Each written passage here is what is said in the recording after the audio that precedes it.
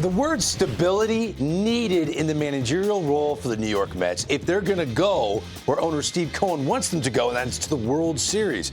You see, the manager since 2018, the success not there. The Carlos Beltran thing kind of blew up in their face.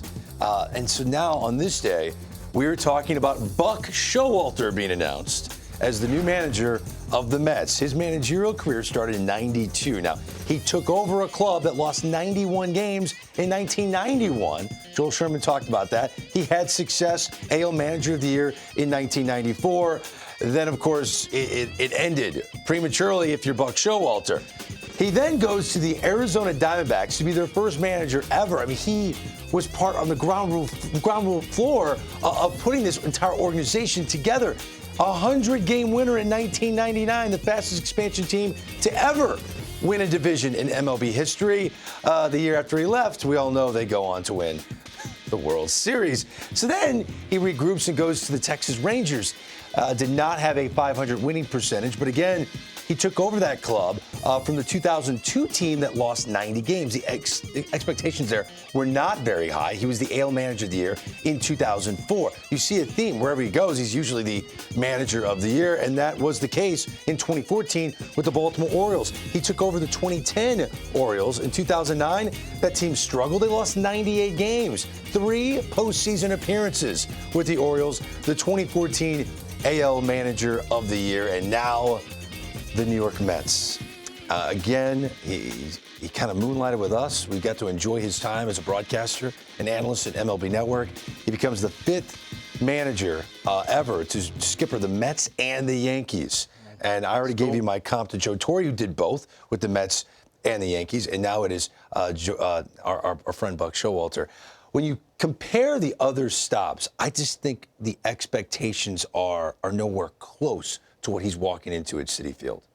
No, not at the level of you got to win. But I would have to. One thing I'm freezing on a little bit there was the Yankee situation.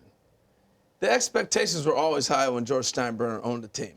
He didn't care if you lost 90 games or won 100. He expected a title. Now, the interesting thing was in his days in New York, when they took over, Steinbrenner went through a suspension. So they really had a lot of pressure on them to really turn that whole franchise around, and Buck's tenure there and run around, getting back up into that thing. So I think that was unique. I think also you had some players, but not to the point where it's at with the Mets. The Mets are expected to win. They have big money invested. You got 2 power pitchers now.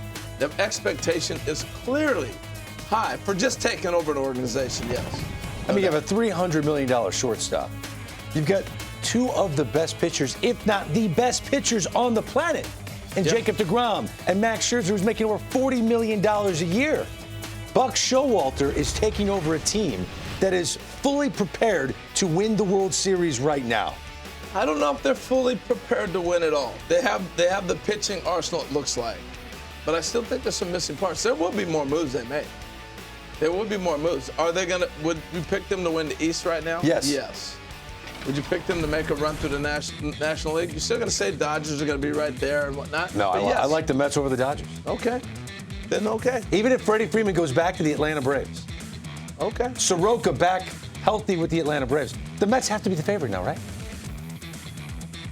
And this news makes me comfortable saying that.